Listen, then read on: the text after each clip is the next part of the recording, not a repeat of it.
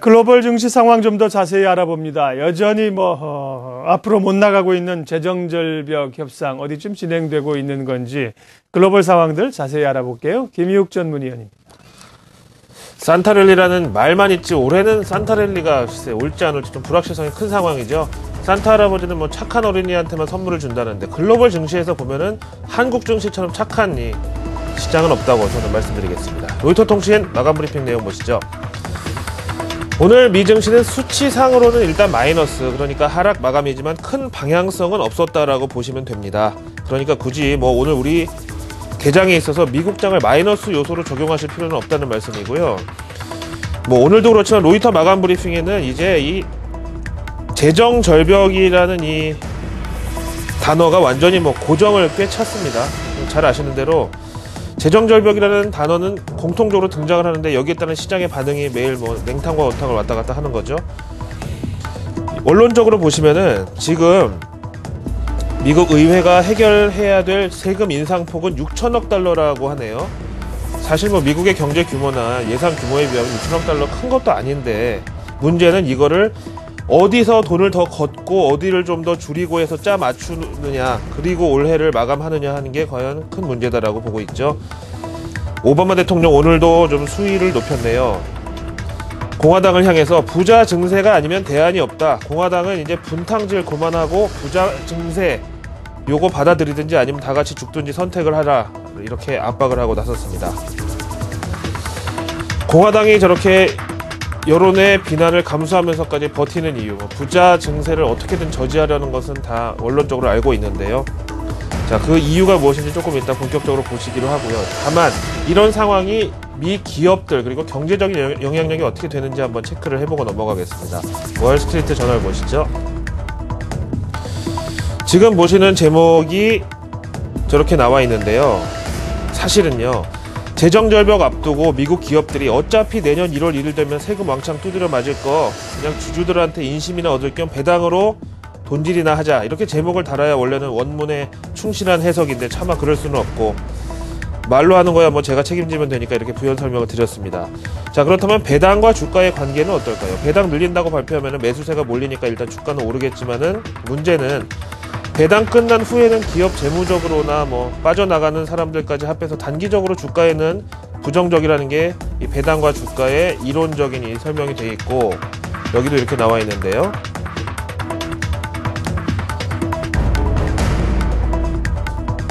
그렇다면 여기에 대한 전문가 의견은 무엇인지 한번 들어보기로 하죠. 금융업종 쪽으로는 아주 해안을 가지고 있는 오펜하이머, 여기에 애널리스트 의견 보시죠.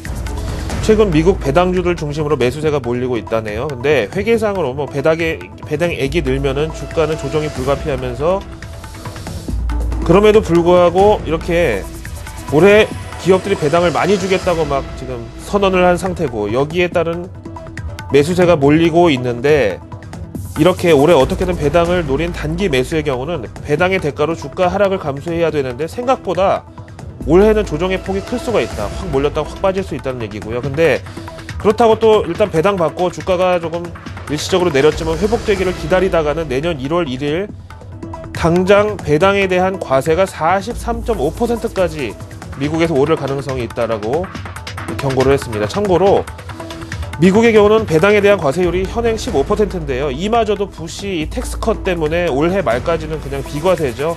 그렇다고 배당 노리고 지금 들어갔다가는 잘못하면 물릴 수도 있고, 또 내년까지 기다리면 세금 폭탄을 맞고 지금 이런 상황에서 월가도 최근에 이런 지지부진한 거래량 그리고 투심이 많이 위축된 것이 설명이 된다, 이렇게 보시면 되겠습니다. 자, 그런 차원에서 월가의 투심을 이 KBW 은행업종 지수로 저는 종종 확인해보고 하는데, 오늘 코스피 지수 한번 연동해서 보기로 하죠. 지난 한 달간 흐름 보시면요, 미국 대통령 선거 이후로 KBW 은행업종 지수가 급락하면서 코스피도 어쨌든 조정 압력이 뒤따랐고요.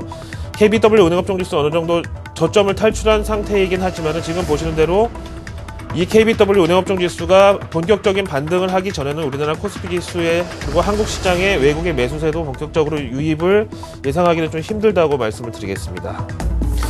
자, 그럼 이 재정절벽 협상, 제가 생각하기에는 이미 시장이 한 7-80%는 선반영돼 있지 않느냐. 다시 말하면 재정절벽 협상이 완전히 깨지더라도 주가는 한 20-30%만 내릴 것 같다. 반대로 얘기하면 재정절벽 협상이 타결되면은 상승으로 올라갈 이 포텐셜이 훨씬 더 크다고 보는데요. 자, 여기에 대한 현지 전문가 의견으로 정리를 해보겠습니다. 월가의 등용문이라고 할까요? 이 콜롬비아 대학의 경제학 박사 출신으로 뉴욕 연준 임원을 거쳐서 지금 뱅크 오브 아메리카 메릴린치의 수석 경제학자로 있는 에단 해리스.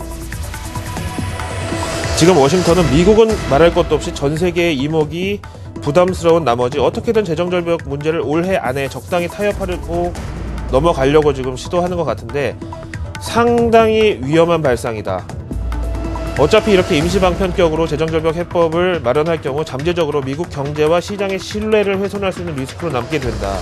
그러면서 뭐라고 비유를 했냐면요. 심지어는 심장마비라는 가족 병력이 있는 사람이 번지점프를 하겠다고 나서는 것에 비유를 하고 있습니다. 부연 설명을 드리면요. 미국 지난 대선은 뭐 대통령만 부각이 되긴 했지만 결국은 주지사, 상하원 의원까지 같이 뽑은 그야말로 종합선거였는데 이번에 공화당이 하원 과반 의석을 확보했죠. 그러다 보니까 공화당 입장에서는 빨리 내년이 돼서 자신들이 과반수를 차지한 새로운 국회 회기가 열린 다음에 여기서 재정절벽 문제를 처리하고 싶어하는 게 당연한데 그러다 보니 올해 말에 예정된 재정절벽은 어떻게든 적당히 응급치료로 때우고 시간을 좀 버는 다음에 비로소 내년에 새로운 회기가 열리면은 자신들이 칼을 손에 쥐고 이때 재정절벽 문제를 수술하겠다 이렇게 보는 거죠.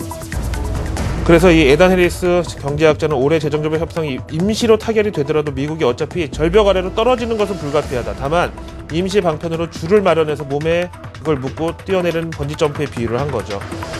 공화당이 그래서 내년까지 시간을 끌려고 한다. 참 이러다 음력으로 하자고 나오는 거 아닌지도 모르겠어요. 다음 전문가 의견 보시죠. 레벤달 에셋 매니지먼트. 지금 상황은 2008년 금융위기 당시의 TARP, 그러니까 은행 구제계획 협상이 워싱턴에서 벌어졌던 그 난항과 비슷하다. 당시에도 정치인들이 서로 뭐 안 물러서겠다고 저렇게 나오다가 세계 증시가 4일 연속으로 내리막길 급락을 하니까 이때서야 사태의 심각성을 깨닫고 결국 협상이 이때야 시급하게 완성이 됐던 사례를 들었습니다. 결국 이번에도 어느 정도 시장의 압박이 좀 불가피하다는 그런 얘기가 들 텐데 그만큼 또 이제 상승 포텐셜이 크다고 제가 말씀을 드린 거죠. 자, 마지막으로 오늘 33분여 앞둔 우리나라 개장 상황에 대해서 한번 미리 보기를 하시죠. MSCI 한국지수입니다. 앞에서 보신 KBW 은행업종지수와 비슷하게요. 미 대통령 선거 이후 급락분은 어느 정도 회복이 되고 있는 상황이지만 현재 59.6은 코스피지수 1900 중반대에 딱 고정해 놓고 그날 따라서 약간씩 뭐 조정을 하면서 기다리고 있는 상황. 따라서 외국인들은 지금 현재 지수에서 크게 위로 들어올릴 만한 현재 투심은 아닌 것으로, 그렇다고 또 밑으로 보는 것도 아닌 것으로 이렇게 중립 정도로 일단 판단을 하면 되겠습니다. 자, 밖에 날씨가 많이 춥습니다. 오늘 수요일도 좀 따뜻하게 보내셨으면 좋겠습니다. 글로벌 마켓나우였습니다.